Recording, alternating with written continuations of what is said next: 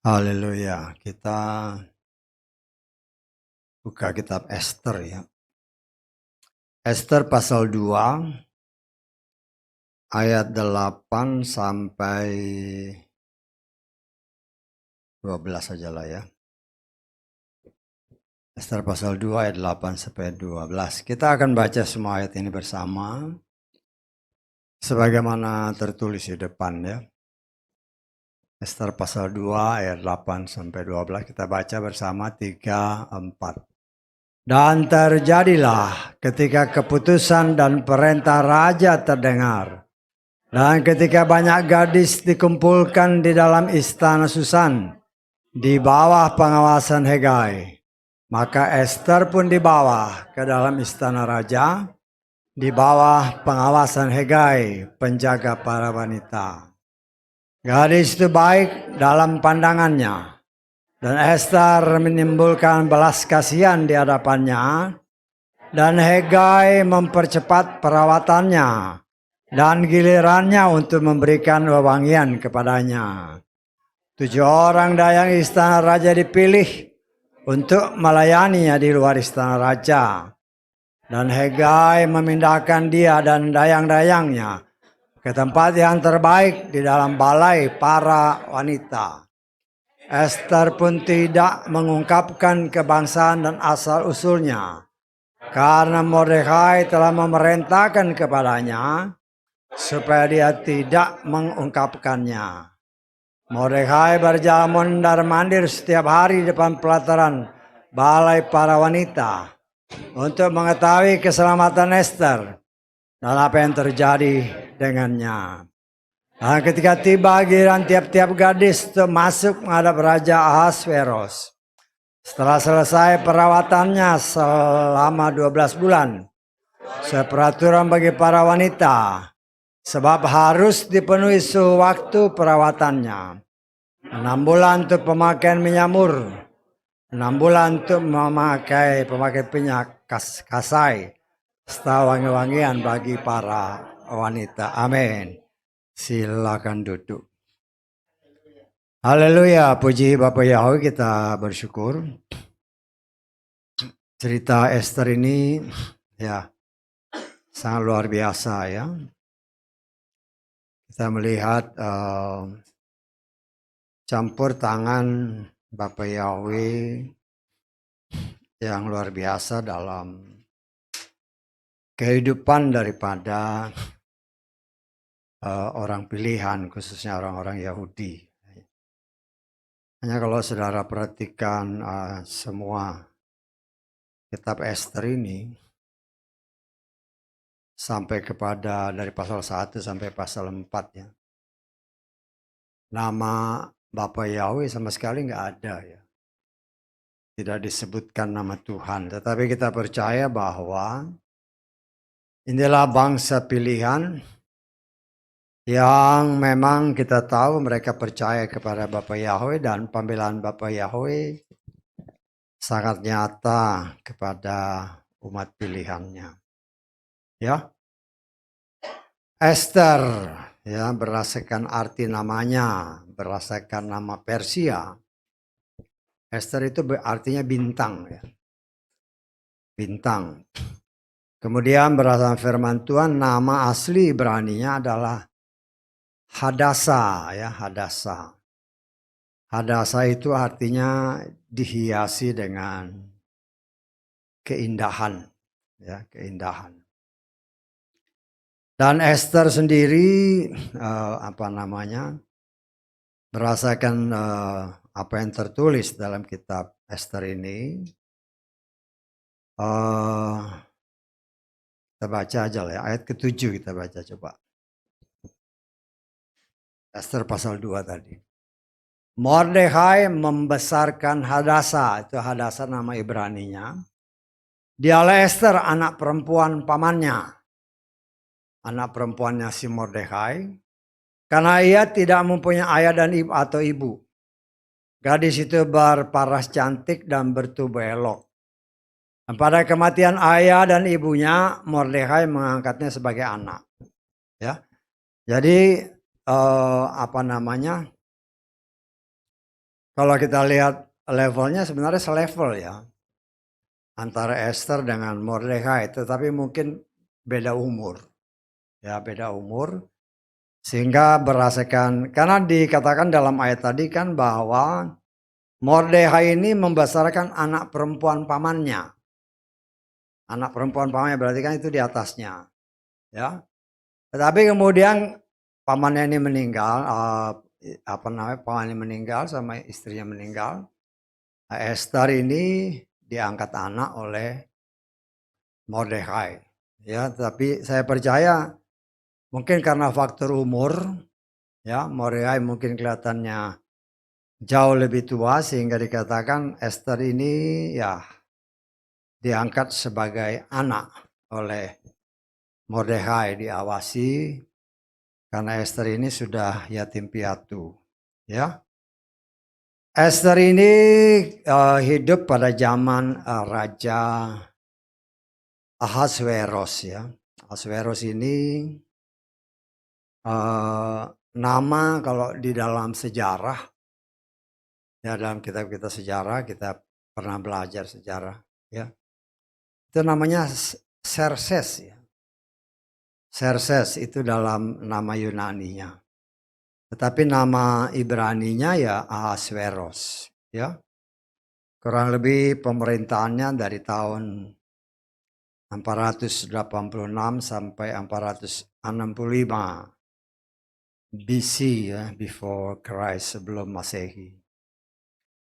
Nah, saudaraku yang dikasih oleh Bapa Yahweh, kalau kita baca dari pasal 1, tadinya Ahasveros ini atau Xerxes ini punya ratu yang sangat cantik. Ya, sangat cantik kalau saudara baca di pasal 1. Tetapi suatu saat karena raja membuat suatu pesta yang luar biasa, dihadiri oleh semua stafnya termasuk raja-raja yang ditaklukkannya, jadi pesta besar lah.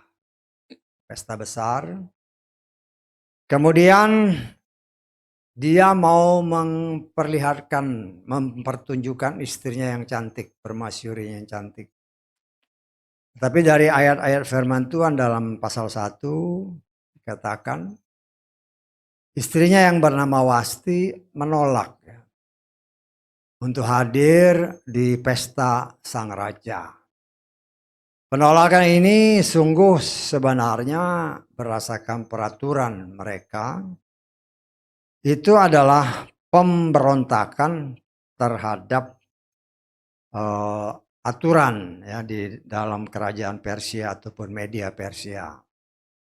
Sehingga ya dijatuhilah hukuman, permaisuri yang bernama Wasti ini dibuang. Ya. Dan artinya kedudukannya sebagai permasyuri kosong. Karena itu dengan kesepakatan semua staf raja, ya, mereka mencari pengganti Ratu Wasti dan akhirnya ya timbul apa yang tadi kita baca. Ya.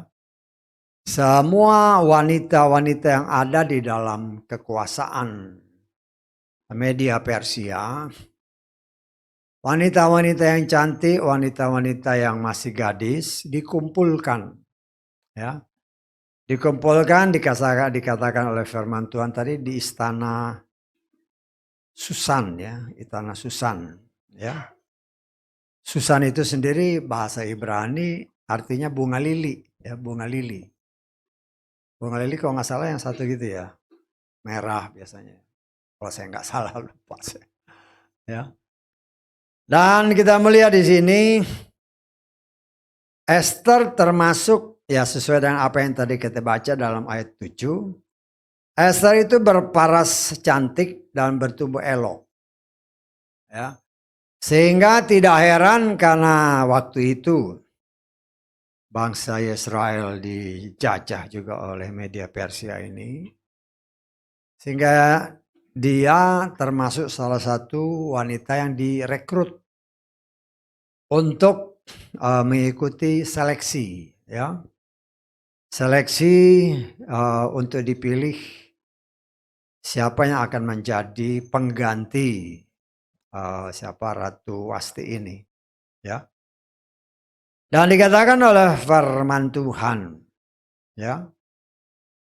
Coba kita baca ayat yang ke-9 tadi, ayat ke-9 ya dari kitab Ester.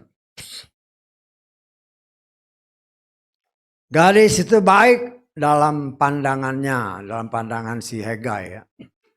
Esther menimbulkan belas kasihan di hadapannya. Coba kita lihat bahasa Inggrisnya. And the maiden pleased him, and she obtained kindness of him.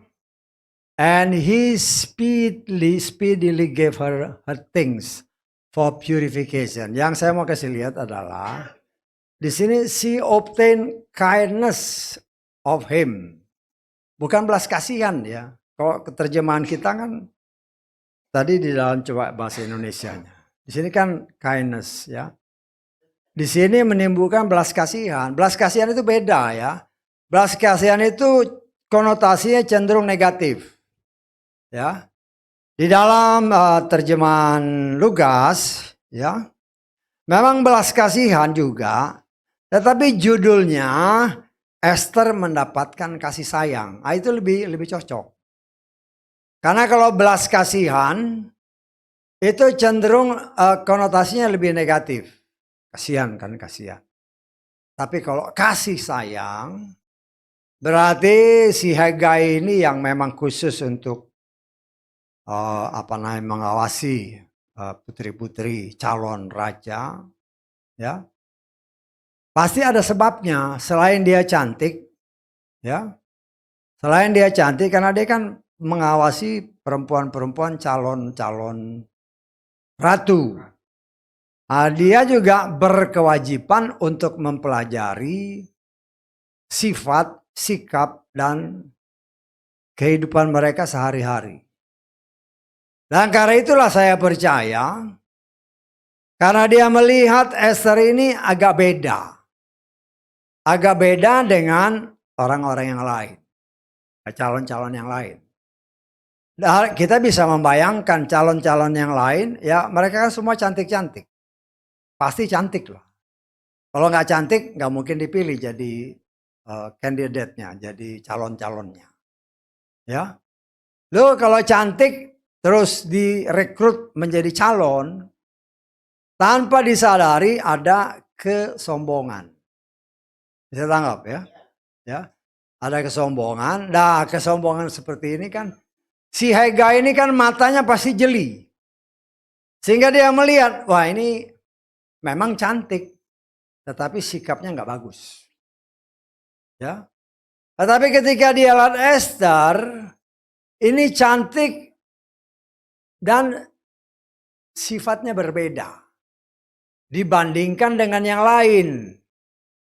Ya artinya dalam tanda kutip dia timbul satu sayang, kasih sayang kepada si Esther. Ya. Sehingga di dalam ayat-ayat yang tadi kita baca, ya, karena timbulnya kasih sayang Hegai terhadap Esther, ya bisa aja di dalam hatinya, wah ini yang cocok. Saya tanggap, walaupun gak disebut, ya. Kan dia ngeliatin, oh ini ya namanya kan semua orang cantik-cantik. Apalagi, wah ini aku calon nih. Ya, ya pasti sudah timbul satu kesombongan. Padahal semua kesombongan atau semua kehidupan orang-orang ini selama di dalam, ya katakanlah asrama lah, semacam asrama. Ya, loh itu kan semua diperhatikan oleh si Hegai.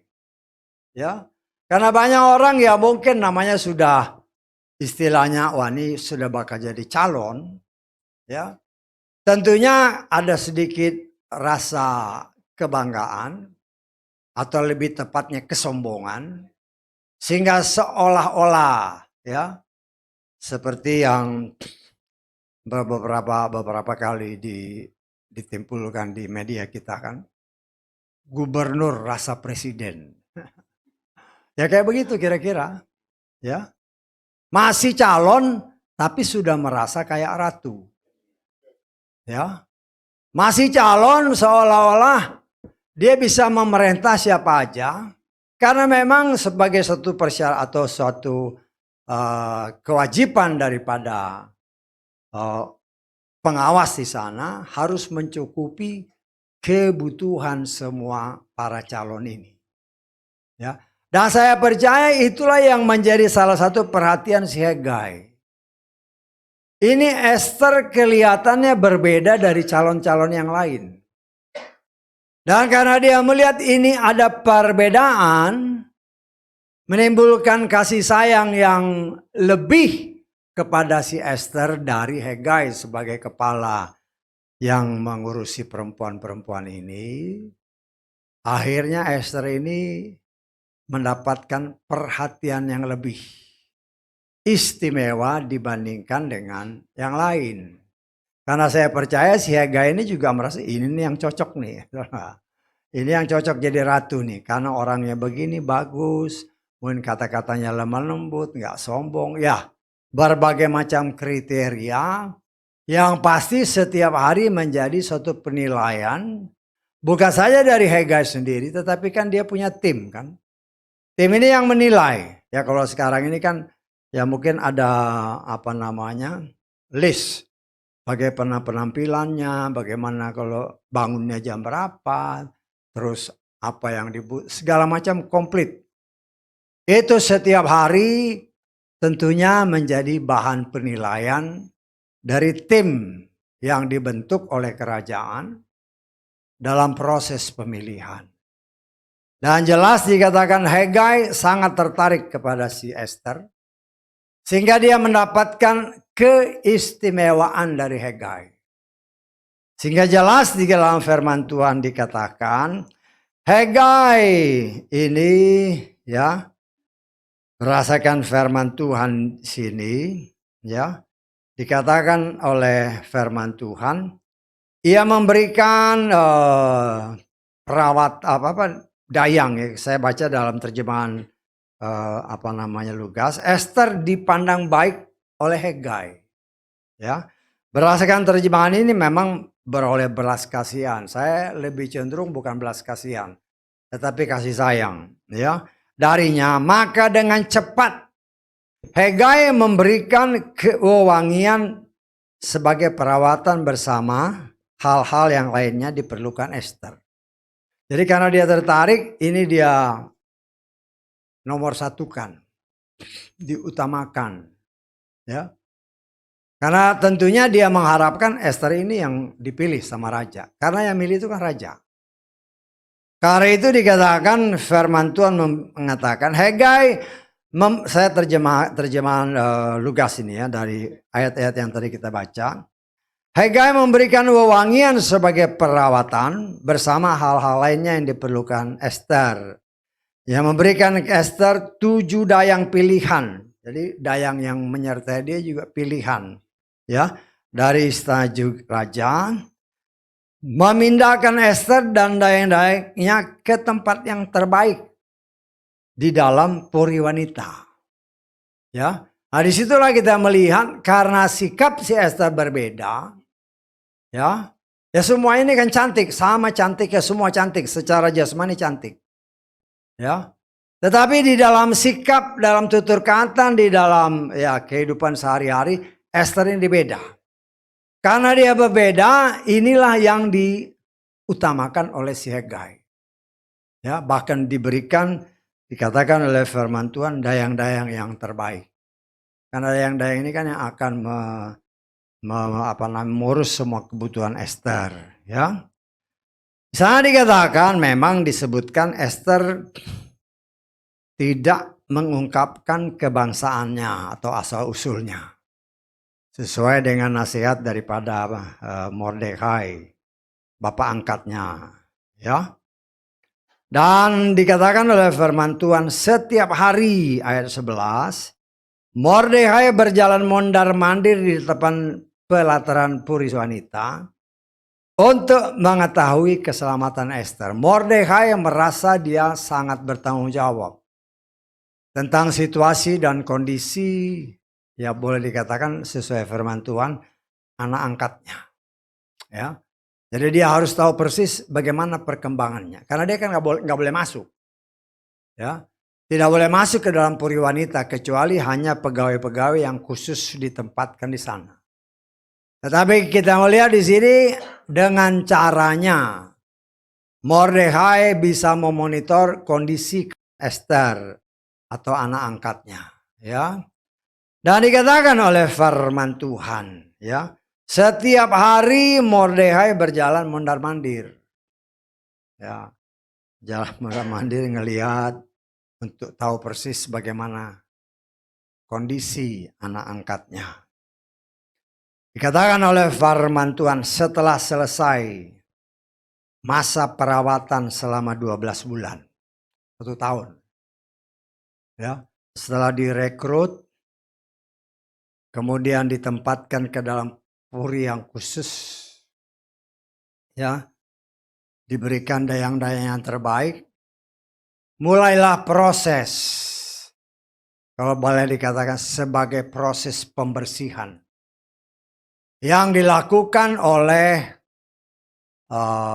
personal istana mempersiapkan Ester yang tadinya hanya kehidupan sebagai rakyat biasa dan untuk menjadi ratu bagi kerajaan Media Persia yang besar.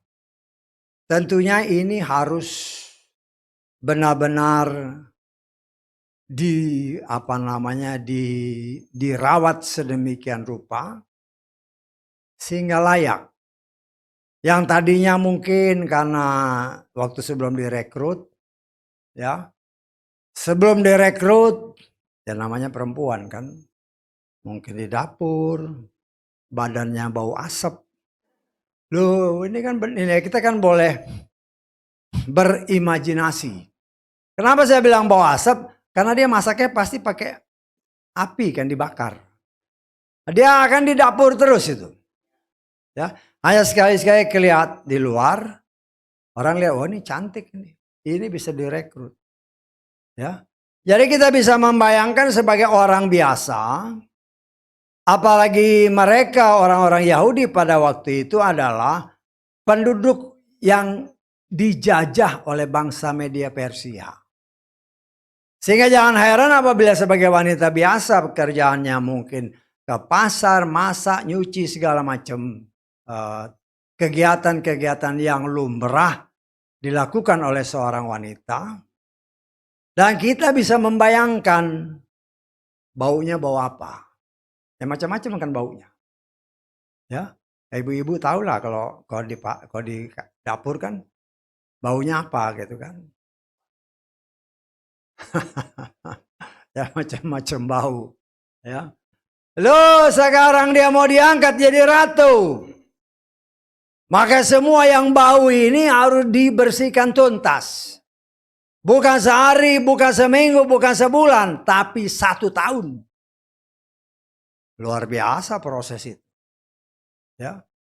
Mungkin karena dia dulu sering ya memang cantik kan. Bang kadang-kadang di dapur, di panas terik matahari, kulitnya mulai gelap-gelap, itu kan bisa aja sama dayang-dayangnya digosok. Loh, kita bisa membayangkan yang macam-macam, digosok. Ya. Tapi ingat ya, mereka memakai semua peralatan-peralatan tradisional yang memang sudah terbukti pada waktu itu sangat berguna untuk membentuk seorang wanita, katakan tanda kutip wanita desa, untuk dia menjadi ratu kelak, maka proses ini harus dijalani 1 tahun. Luar biasa. Ya, 1 tahun. Ya ibu-ibu kan kalau waktu mau kawin, ada nggak setahun persiapkan diri?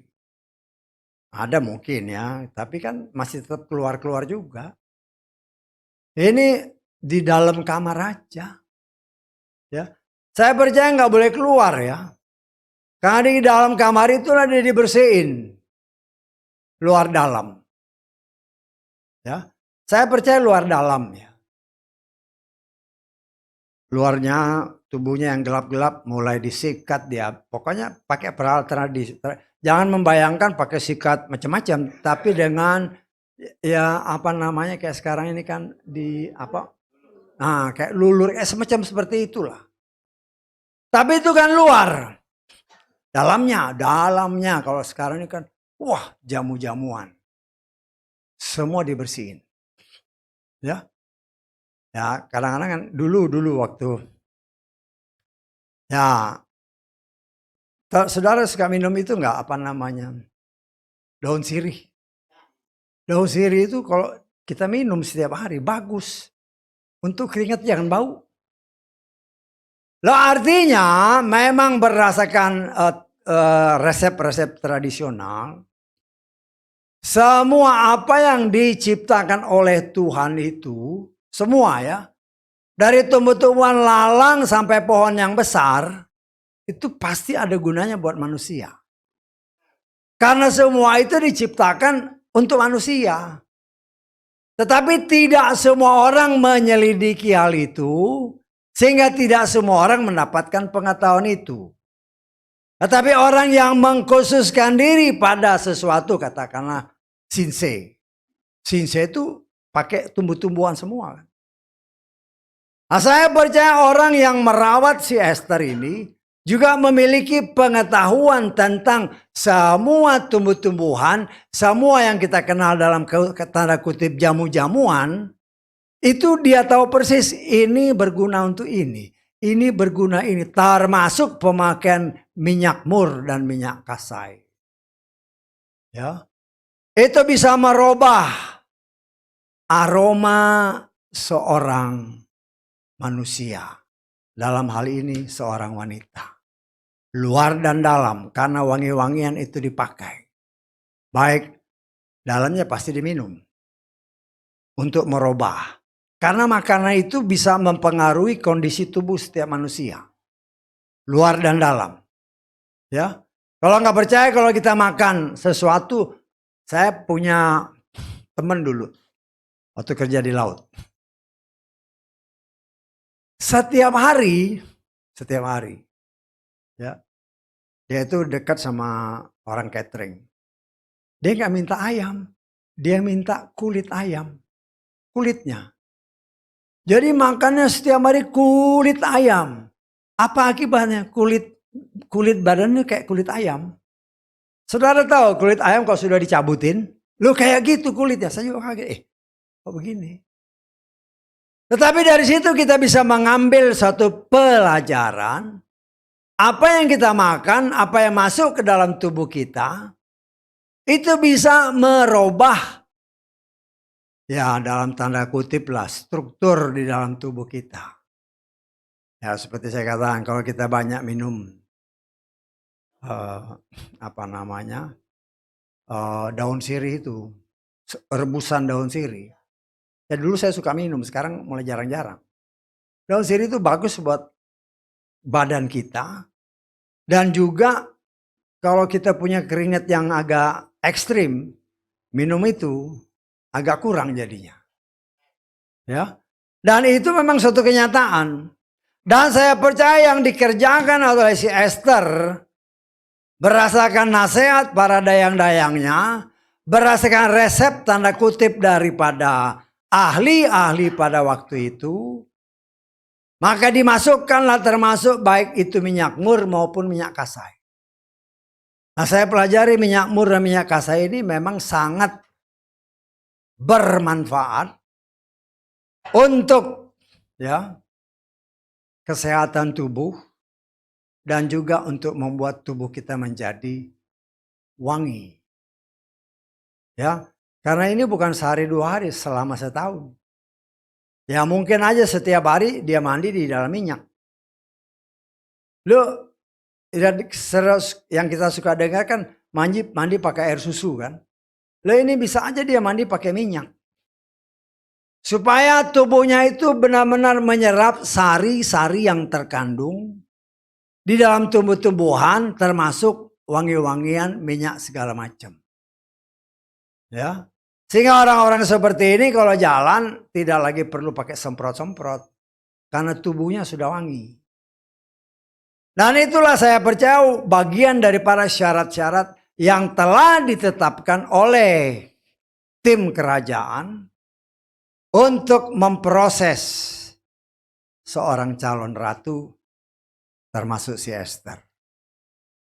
Dan berdasarkan ayat-ayat nanti kalau saudara baca semuanya, ya.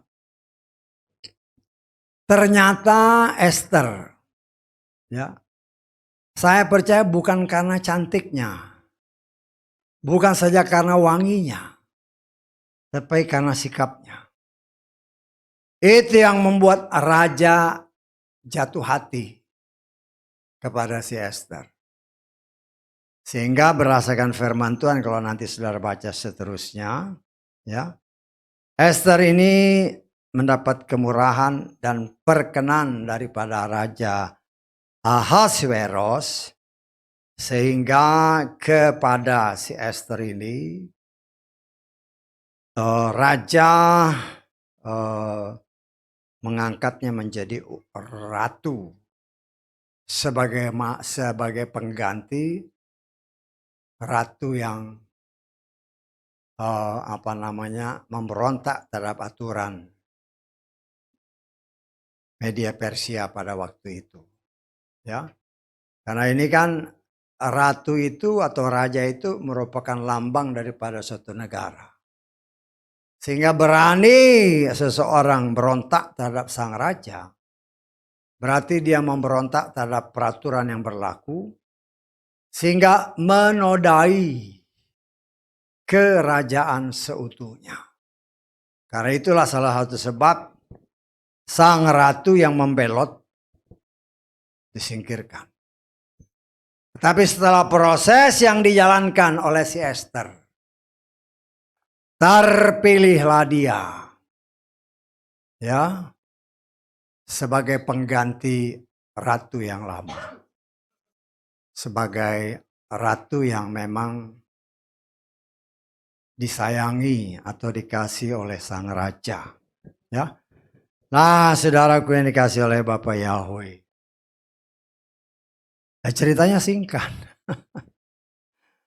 Dan kita melihat di sini, kita coba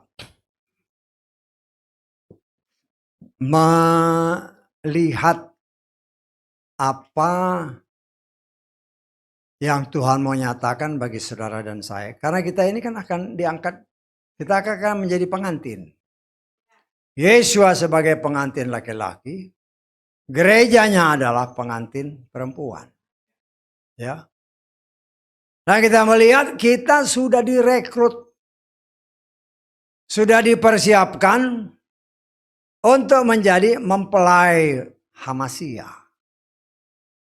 Karena itu kita pun sedang menjalani proses. Ya.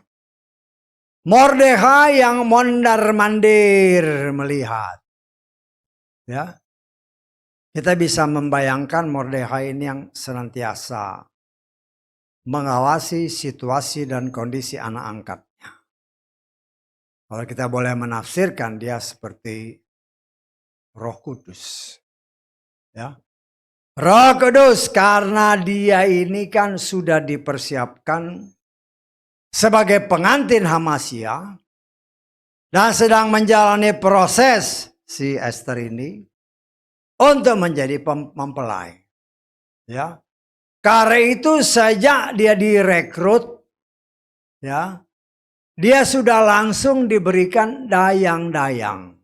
Sudah diberikan penolong yang senantiasa siap untuk menolong dia, Esther, mencukupi kebutuhannya. Dan inilah gambaran bagi kita sebagai anak-anak Tuhan. Ya. Kita melihat, karena kalau kita membayangkan, ya, sebagaimana tertulis bahwa, ya, Adam, ada dua Adam. Adam pertama dan Adam yang kedua. Adam yang pertama dikatakan oleh firman Tuhan. Kalau di dalam 1 Korintus pasal ke-15. ayat ke 45. Demikian pula telah tertulis, manusia Adam yang pertama telah menjadi jiwa yang hidup. Adam yang terakhir sebagai roh yang menjadikan hidup. Ya, kita melihat di sini Adam yang pertama, ya Adam itu artinya manusia, ya, manusia yang diciptakan pertama. Kemudian karena melanggar aturan Tuhan, ya, terjadi penghukuman. Ya, sehingga jelas dikatakan Adam yang pertama telah menjadi jasmani yang hidup. Namun Adam yang terakhir telah menjadi roh pemberi hidup. Ya. Kita bisa menafsirkan kalau tentang Esther ini, ya. Tadinya kan Adam dan Hawa. Kemudian Hawa jatuh. Dua-duanya jatuh. Kemudian Adam yang kedua yaitu Yeshua. Saudara dan saya sudah dipersiapkan bahkan dipertunangkan dengan calon pengantin kita. Kata firman Tuhan. Ya, bukan kata saya, kata firman Tuhan. Kita lihat di dalam 2 Korintus 11 ayat kedua. Sebab aku telah mencemburui kamu dengan cemburu ilahi. Karena apa? Karena aku telah mempertunangkan kamu kepada seorang suami untuk mempersiapkan seorang perawan yang suci bagi Hamasia. Jadi satu tugas si Paulus ini adalah salah satu daripada mempunyai tugas sebagai salah satu jawatan, ya. Dia sebagai rasul, dia juga sebagai pemberita Injil, sebagai guru, ya. Kemudian ayat selanjutnya. Namun aku takut jangan-jangan sebagaimana ular dalam kelicikannya telah memperdaya Hawa, demikian pikiranmu dapat dirusak dari keterusan yang ada dalam Hamasia. Ya. Di dalam kenyataan ternyata, ya, karena kesombongan Ratu Wasti, akhirnya dia disingkirkan. Raja Ahasuerus berdasarkan nasihat dari timnya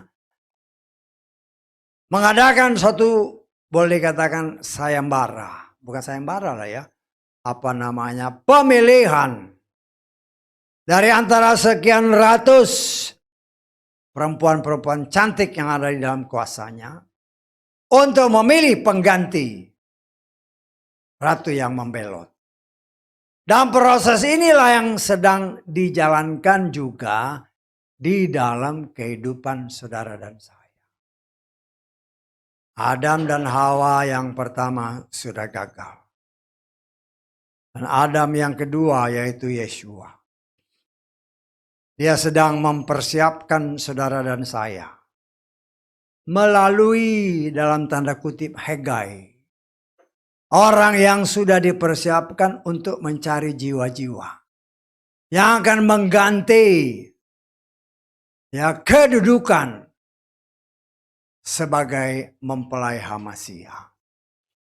Termasuk, ya, kalau kita katakan Hegai ini ya termasuk seperti si Paulus.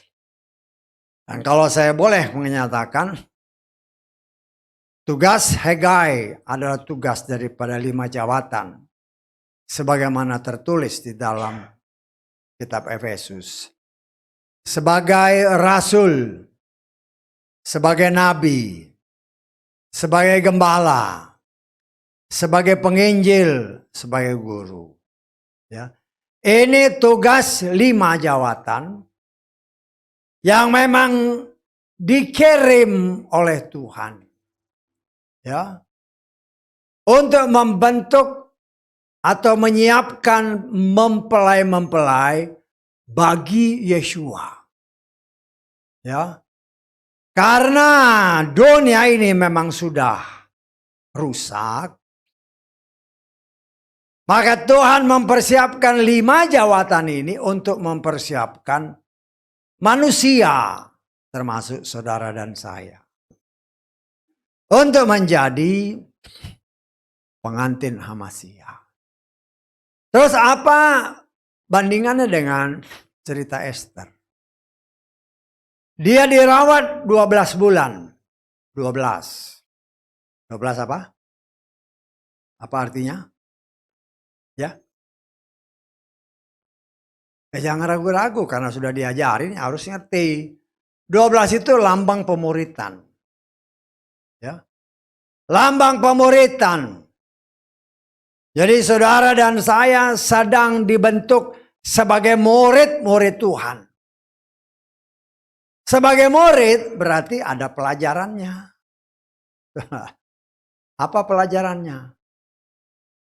6 bulan pakai minyak mur, 6 bulan pakai minyak kasai, 6. Berbicara 6 berbicara firman Tuhan. Ya. Firman Tuhan yang sedang atau yang harus kita pakai selama 1 tahun, selama masa pemuritan. Ya. Supaya kita ini yang seperti tadi saya katakan, Esther itu mungkin bau asap, bau segala macam. Ya. Saya nggak tahu apa bau ikan asin apa nggak tahu saya. Saudara suka beli ikan asin? Kalau saudara suka beli ikan asin, coba cium orang yang jual minyak, artinya pakai hidung. Bau ikan asin dia. Ya. Walaupun mungkin pakaian bersih, tapi karena hidupnya di tengah ikan asin, dia nggak sadar kalau dia bau ikan asin. Nah, bau-bau yang dari dunia ini sedang Tuhan bersihkan melalui bumbu-bumbu yang dimasukkan ke dalam 66 kitab yang kita sedang pelajari. Ya. Supaya hidup saudara dan saya tidak ada lagi bau-bau dunia. Yang ada bau harum yang dari Bapa Yahweh. Ya. Sebagaimana tertulis, kita lihat ya. Tertulis di mana tuh? Di dalam kitab, lupa. Ya, kita lihat di dalam 2 Korintus pasal ke-2. Ayat 15 mulai. Sebab kami adalah bau harum Hamasia bagi Elohim di antara mereka yang diselamatkan dan di antara mereka yang binasa. Bagi yang satu bau kematian ke dalam kematian, bagi yang lain keharuman kehidupan ke dalam kehidupan. Dan terhadap hal-hal itu siapakah yang layak? Ya. Oleh 66 kitab yang kita imani sebagai landasan gereja. Karena sebagaimana kitab Wahyu menyatakan bahwa gereja itu dilambangkan sebagai kaki dian. Dan kaki dian ini terdiri dari 66 bagian bunga badam. Ya, bunga badam adalah buah. Kita sudah belajar ini dari orang pilihan. Adalah buah yang dipilih Bapa Yahweh. Ketika orang-orang Israel yang pengen juga menjadi pemimpin. Bukan saja Harun yang jadi pemimpin, tapi yang lain juga kepengen menjadi pemimpin. Maka Tuhan perintahkan kepada 12 suku, taruh tongkatmu dekat dengan tabut, taruh di sana. Tongkat, ya. Setelah menginap semalam, ternyata tongkat Harun mengeluarkan bunga badam. Artinya bunga badam, bunga yang dipilih oleh Tuhan. Tetapi bunga badam juga dipilih oleh manusia. Ketika Yakub memerintahkan 11 anaknya untuk kembali ke tanah Mesir. Karena dia nggak tahu yang menguasai Mesir adalah anaknya si Yusuf. Dikatakan kepada anak, bawa apa yang terbaik hasil dari negeri ini. Dan salah satu yang terbaik adalah buah badam. Artinya buah badam itu dipilih Bapa Yahweh, juga dipilih manusia. Dan itu melambangkan ini. Ini dibuat seperti terdiri dari bunga-bunga badam. Ada 66 bagian bunga badam. Ya, ini lambang gereja. Sebagaimana tertulis dalam kitab Wahyu pasal 1. Ya. Gereja dilambangkan sebagai kaki Dian. Ya. Dan kaki Dian terdiri dari 66 bagian bunga badam. Kemudian kalau kita masuk ke dalam ruang kudus. Ya. Ada 3 peralatan khusus, salah satunya adalah meja roti. Dan di atas meja roti itu tersusun berdasarkan firman Tuhan. Ya. 12 roti yang disusun 6. Kita lihat dalam Imamat 24. Ayat ke-5. Engkau harus mengambil tepung halus dan dengannya engkau harus membakar 12 roti bundar. 1 roti bundar haruslah 2/10 bagian. Engkau harus menatanya menjadi 2 deret 6 buah. Setiap deret di atas meja yang terbuat dari emas murni di hadapan Yahweh. 12 roti. 12 melambangkan pemuritan umat Tuhan. Dia harus makanannya roti. Dan roti ini disusun di dalam ruangan kudus 6. Totalnya 12. Dan roti ini berdasarkan Imamat pasal kedua. Kita lihat ya. Imamat pasal kedua. Dikatakan dalam ayat 11. Seluruh persembahan sajian yang kamu persembahkan kepada Yahweh tidak boleh berupa apa yang beragi. Karena setiap ragi dan setiap madu daripadanya, kamu tidak boleh membakar persembahan api-apian bagi Yahweh. Ya. Jadi saya baca terjemahan Lugas lah ya. Kadang-kadang ini ELT kita sulit mengartikannya langsung. Okay? Saya bacakan Lugas ya, ayat yang sama. Seluruh persembahan sajian yang kamu persembahkan kepada Yahweh janganlah dibuat beragi.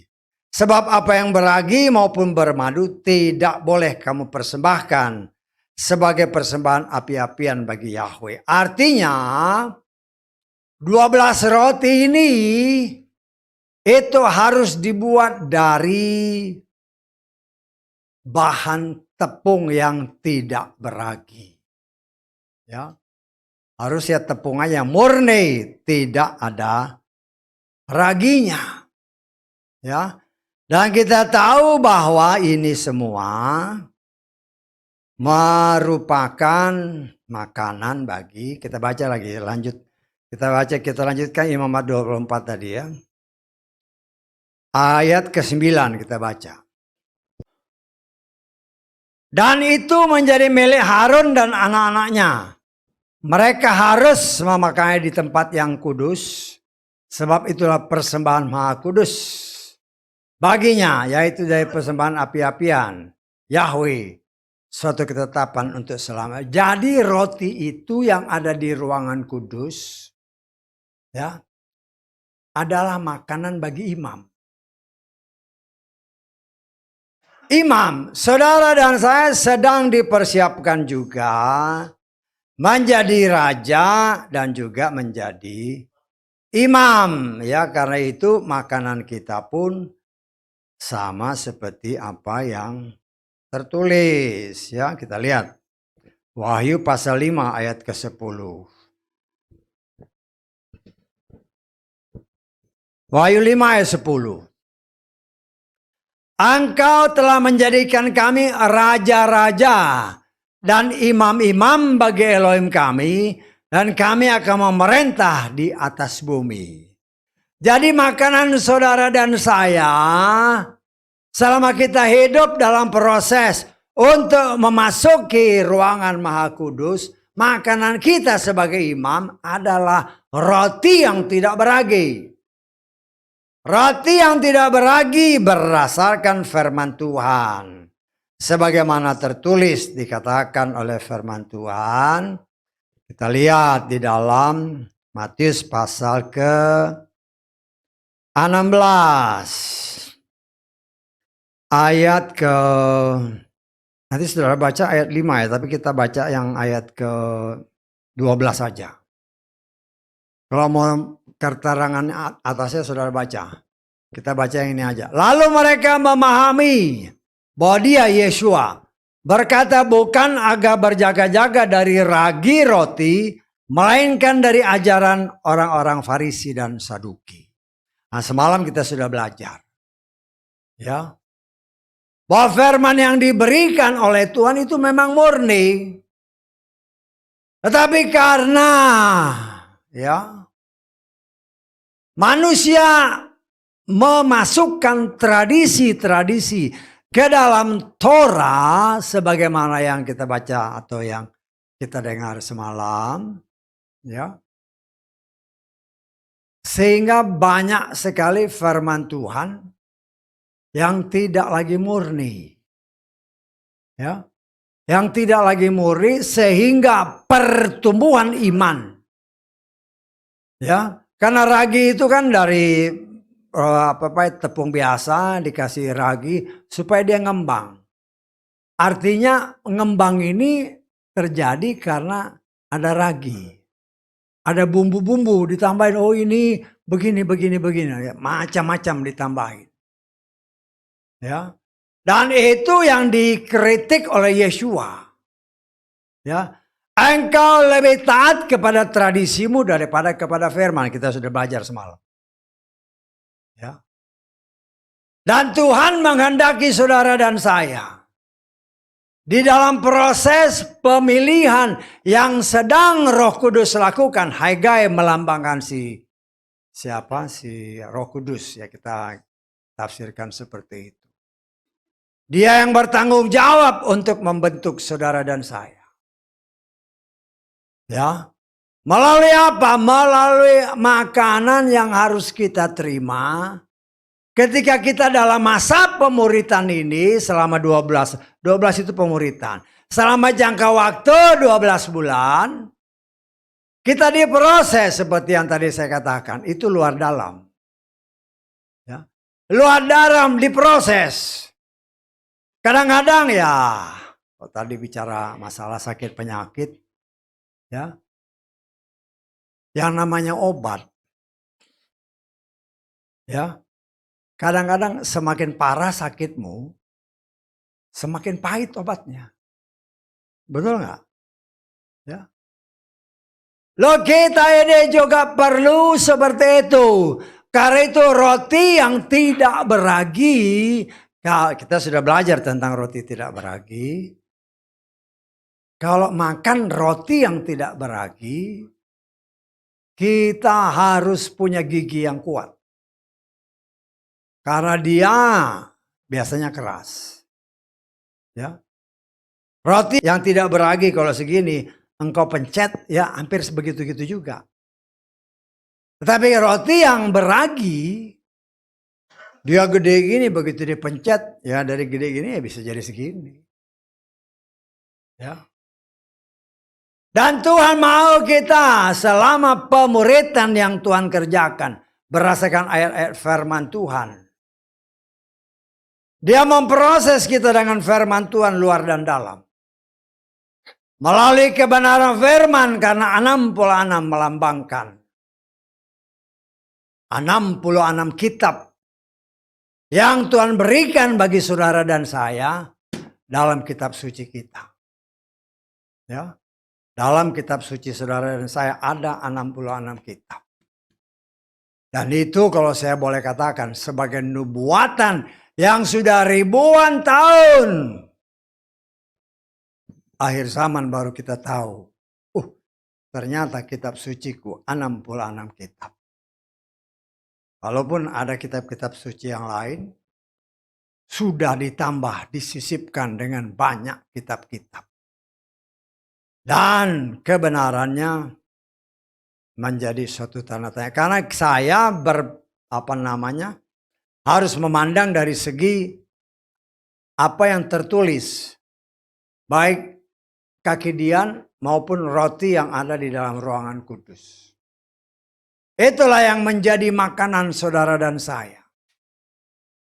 Kita sedang dipersiapkan sebagaimana Ester. Dengan ramuan minyak mur maupun minyak kasai. Tetapi ingat, ya, saya percaya dia menang bukan karena minyak itu. Tetapi roh yang di dalam dia. Roh yang memancar bukan karena sebab makanan minuman. Tetapi hatinya. Karena berbicara Ester, berbicara orang pilihan. Berbicara orang pilihan ada tertulis. Bapa Yahweh sudah menentukan siapa yang selamat dan siapa yang dibinasakan. Karena itu jangan heran dalam proses pembentukan. Sebagaimana 2 Petrus yang dikatakan oleh Paulus. Aku khawatir jangan-jangan sebagaimana Hawa. Bisa ditipu sama setan. Si ular. Ya. Artinya orang pilihan kalau dia tidak sungguh-sungguh. Akhirnya akan ternyata. Ini orang yang dipilih sungguh-sungguh untuk diselamatkan atau dipilih untuk dibinasakan. Nah, kita lihat kan, ingat ya, proses itu harus dalam bacaan tadi harus dilakukan Ester ya dengan sungguh-sungguh. Tetapi yang membuat dia terpilih itu bukan karena kecantikan atau harumnya dia. Tetapi berdasarkan firman Tuhan, kita lihat di dalam ayat 17 Ester pasal 2. Raja mengasihi Ester lebih daripada semua wanita yang lain. Dan dia menimbulkan belas kasihan dan perkenan dalam pandangan raja. Lebih dari semua anak darah lain. Dan dia mengenakan mahkota kerajaan ke atas kepala Ester. Dan mengangkatnya menjadi ratu, menggantikan Wasti. Semua wanita ini perawatannya sama. Ya. Tetapi dalamnya beda. Hatinya beda. Ya. Artinya Tuhan memberikan firman yang sama bagi seluruh dunia. Tetapi pada akhirnya akan terlihat.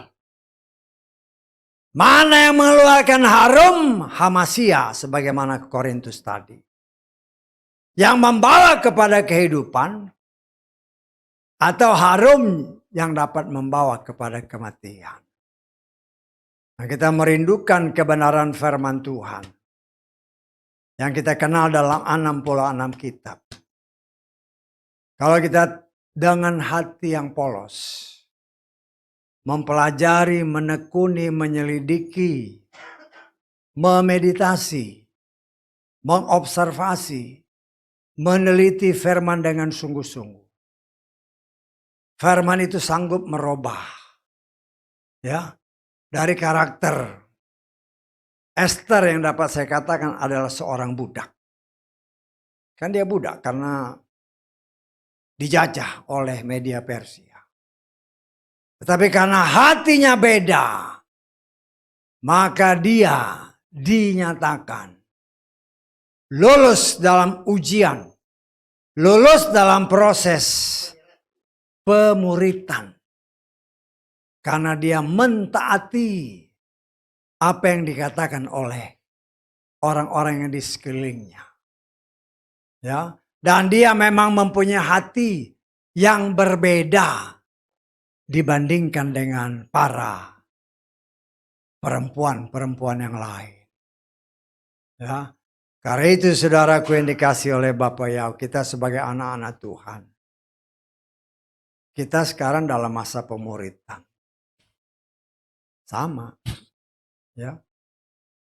Tapi bagaimana respon kita menerima pendidikan dari kitab-kitab yang diberikan oleh Tuhan. Ya. Respon kita menentukan apakah kita selamat atau tidak. Kalau kita merespon dengan baik setiap firman Tuhan, maka kita akan mengerti ini firman yang genuine, firman yang murni, atau firman yang sudah ditambah dengan ragi-ragi. Ya. Kemampuan untuk mendeteksi itu datang dari Roh Kudus karena dia melihat kita mau sungguh-sungguh. Ibadah bukan asal ibadah. Ya. Ibadah memang ada tujuan, saya mau selamat. Dan keselamatan itu terjadi apabila saya sungguh-sungguh. Bukan saja mengobservasi firman Tuhan dengan benar. Mengerti firman Tuhan dengan benar, tetapi terlebih mempraktekannya. Ya. Semua peralatan-peralatan siapkan bagi Esther untuk diproses. Tetapi saya percaya dia nurut. Apa yang mau dikerjakan silakan. Ya. Artinya kita pun harus mempunyai sikap seperti itu. Apa yang Roh Kudus mau kerjakan dalam hidup kita melalui firman yang kita baca 66 kitab. Jangan bantah. Apalagi menolaknya. Ya. Jangan bantah dan jangan menolak. Nah, kita sudah belajar kan. Firman itu yang menghakimi kita. Loh, kalau firman itu kita tolak, nanti firman itu yang menghakimi kita. Kalau kita belum bisa mempraktekannya, ya Tuhan, mampukan aku. Bukan saja mengerti, tetapi juga mempraktekkan. Ya, dengan demikian dia yang melihat hati kita. Sama seperti Hegai melihat Esther ini beda. Ya, berdasarkan arti nama yang salah satu nama dalam bahasa Yunaninya di sana dikatakan Esther itu, ya, artinya adalah dalam bahasa nama Persia adalah bintang. Tuhan mengendaki saudara dan saya. Di tengah dunia yang gelap kita menjadi bintang yang memancarkan kemuliaan Tuhan. Ya, dan saudara kita belajar memiliki respon yang positif terhadap semua firman. Ya, semua firman. Kita sudah belajar kemarin. Firman Tuhan itu tidak sukar. Yang bikin sukar itu kedagingan kita. Ya, kita sudah belajar kan dalam 1 Yohanes. Jelas dikata, firman itu nggak sukar. Kalau ada yang orang mengaos firmannya sulit, berarti bukan firman yang sulit, tapi hatimu yang sulit. Untuk bisa menerima firman. Karena itu tertulis ya. Kan kita sudah belajar kemarin, semalam. Hari itu kita belajar mengerti kehendak Tuhan. Karena Tuhan tahu siapa kita. Kadang-kadang kita berdoa, Tuhan berikanku hati yang sabar. Suka berdoa gitu enggak? Dikasih. Tuhan izinkan pencobaan tadi, orang marah-marah. Sabar enggak? Kadang-kadang yang kita minta itu justru diberikan tantangan untuk menguji kita. Bisa berubah enggak?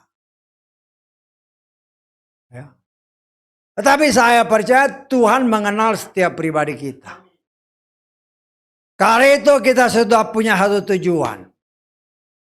Proses pemurnian yang memang sudah dijadwalkan Tuhan bagi setiap pribadi kita. Jangan pernah membantah, ikuti aja. Ya. Kalau kita belum bisa, ingat seperti Mordekai bola-balik. Ingat Roh Kudus siap membantu. Roh Kudus akan memampukan kita. Walaupun di sisi lain setan langsung berbisik-bisik. Karena setan itu kan pendakwa berdasarkan firman Tuhan. Setan itu selalu membuat kita diusahakan down terus. Ya. Kecewa terus, marah terus. Tetapi Roh Kudus, engkau adalah calon pengantin Hamasia. Kau harus berubah. Nah, saya percaya apabila kita bertindak dengan iman.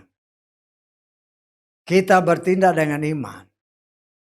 Maka Roh Kudus akan memampukan kita melakukan firman. Dan firman itu yang akan merubah saudara dan saya. Sehingga sebagaimana Esther diangkat menjadi ratu. Saudara dan saya pun dipersiapkan. Dan kelak sebagaimana tertulis. Sudah disiapkan mahkota kehidupan bagi orang yang sungguh-sungguh setia kepadanya. Maka kita akan menerima mahkota kehidupan. Karena itu mari saudaraku, ya, semua orang memang punya masalah. Ya. Tuhan tidak pernah mengajarkan kita percaya diri sendiri. Tidak ada. Manusia kan harus percaya diri dong. Betul nggak? Tapi Tuhan menyatakan percayakanlah semua kepada Tuhan. Ya. Kita lihat satu ayat terakhir. 2 Korintus 1. Ayat ke-9. Kami di dalam diri kami sendiri, kami sudah menerima vonis kematian. Supaya apa? Kami jangan menaruh keyakinan atas diri kami sendiri. Tetapi kepada Elohim yang membangkitkan orang-orang mati. Artinya, kita nih sebagai anak-anak Bapa Yahweh. Dalam segala hal kita harus mengandalkan Dia. Walaupun mungkin kita punya keahlian yang hebat luar biasa untuk suatu pekerjaan. Tapi jangan mau, aku pasti bisa. Aku bisa karena Dia yang menyertai aku. Saya tahu, artinya kita mempermuliakan Tuhan. Kita belajar terus menerus. Memuliakan Dia artinya kita merendahkan diri di bawah kakinya. Nah, saya percaya apabila itu kita praktekkan dalam hidup kita. Kerendahan hati Esther lah yang membuat dia dipilih sebagai ratu. Bukan karena pekerjaan manusia. Tetapi karena pekerjaan Tuhan di dalam hatinya sebagai orang pilihan. Sehingga dia diangkat sebagai ratu. Haleluya, amin.